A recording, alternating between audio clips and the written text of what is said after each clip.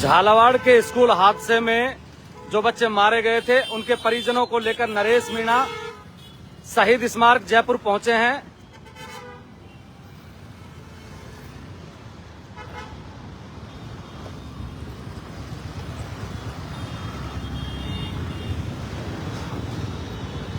झालावाड़ के जो बच्चे स्कूल में चले गए थे उन बच्चों के पीड़ितों को लेकर नरेश मीणा शहीद स्मारक जयपुर में पधार गए हैं। उनके साथ में झालावाड़ के जो पीड़ित थे उनके परिजन आए हैं।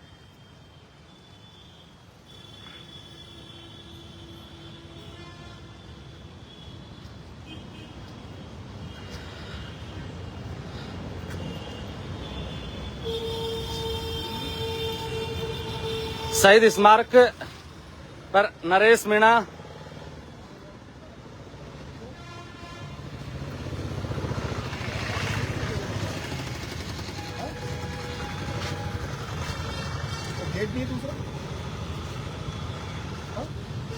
शहीद स्मारक का जो गेट है बंद है, उस पर लॉक लगा हुआ है। और नरेश मीणा जो झालावाड़ के स्कूल में जो बच्चे दबकर जिनकी जान चली गई थी उनके पीड़ितों के साथ में देखिए बैठ गए नरेश मीणा। उनके साथ में नरेश नागर हैं और जो झालावाड़ के जो पीड़ित हैं उनके परिजन यहां अपने बच्चों की फोटो के साथ में बैठे हैं। नरेश, क्या आप भी एक बच्चे की फोटो लेके बैठे हैं जिस पे लिखा हुआ है स्वर्गीय श्री भील हरीश भील, क्या है ये सारा मामला? देखिए, अभी 25 जुलाई को एक भ्रष्टाचार के कारण एक स्कूल की छत गिर जाने के कारण झालावाड़ में एक दुखद घटना घटी है जिसमें 7 बच्चे की मौत हो गई।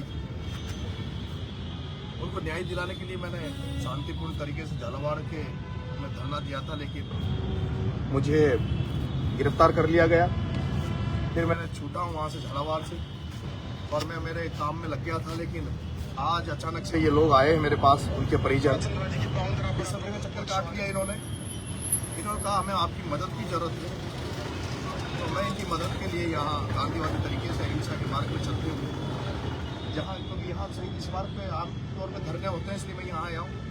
लेकिन अब ये गेट लग रहा है, अब प्रशासन आएगा तो उनसे बात करूंगा, भाई मुझे परमिशन दी जाए शांति से गांधीवादी तरीके से अहिंसा के मार्ग पे बैठते हुए यहाँ धरना देने की। और अभी मैं जो भी कानूनी जो भी प्रक्रिया होगी धरने की अनुमति की, उसकी अभी मैं कमिश्नर साहब को लिख कर देंगे, प्रशासन को लिख कर देंगे कि वो मुझे गांधीवादी तरीके से अहिंसा के मार्ग पे चलते हुए बच्चों के परिजनों को जो मुआवजा सरकार की तरफ से तय था वो दे दिया गया है। देखिए, मैं तो अभी डूंगरी बांध में था, लेकिन ये मेरे पास आज सुबह आए हैं और आप ये वो परिजन है सारे लोग। इधर आ जाओ बेटा, इधर आ जाओ, इधर आ जाओ, इधर आ जाओ, इधर आ जाओ बेटा, है ना।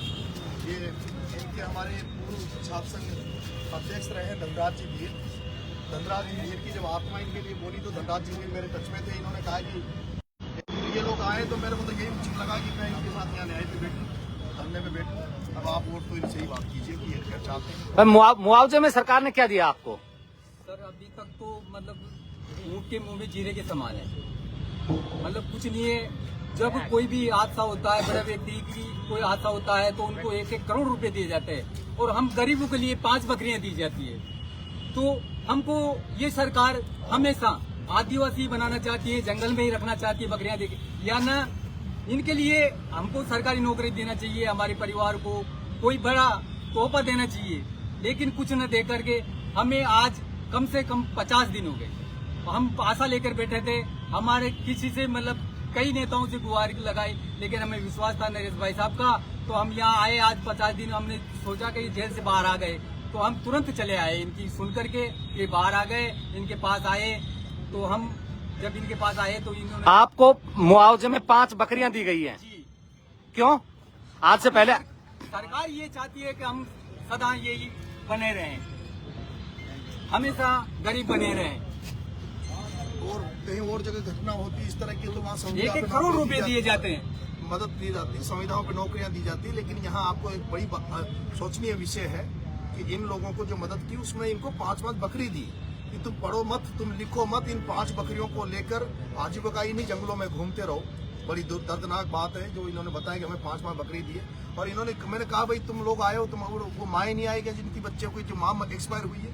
इन्होंने कहा कि भाई साहब हमारे घरों में कोई नहीं है, उन बकरियों को लेके वो माएँ जो है वो जंगल में गई है, हमारे वहाँ कुछ नहीं है। मैंने तो कहा उनको भी लेके आते। तो इन्होंने कहा घर को संभालने वाला। मैंने कहा भाई कोई तुम्हारे जो जमीन है, खेती बाड़ी क्या है, क्या दिक्कत? इन्हें और कुछ नहीं है, लेकिन वो जो बकरियां पकड़ा दी, उन बकरियों को लेके जंगल में वो चराती है बेचारी, नहीं तो बकरियां मर जाएगी।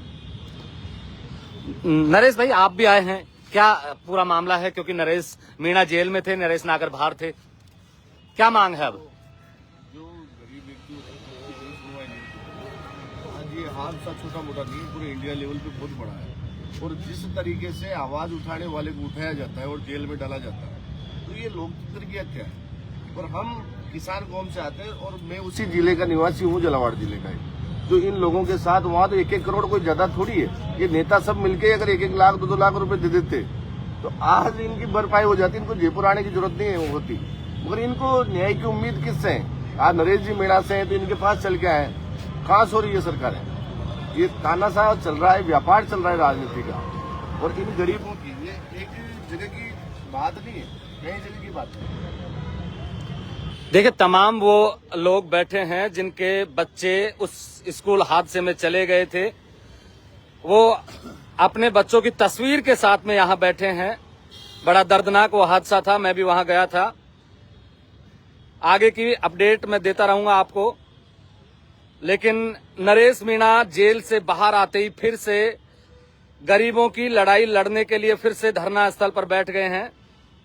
आप देख रहे हैं ब्लैक एंड व्हाइट सच। मैं महेंद्र यादव, जय हिंद, जय भारत।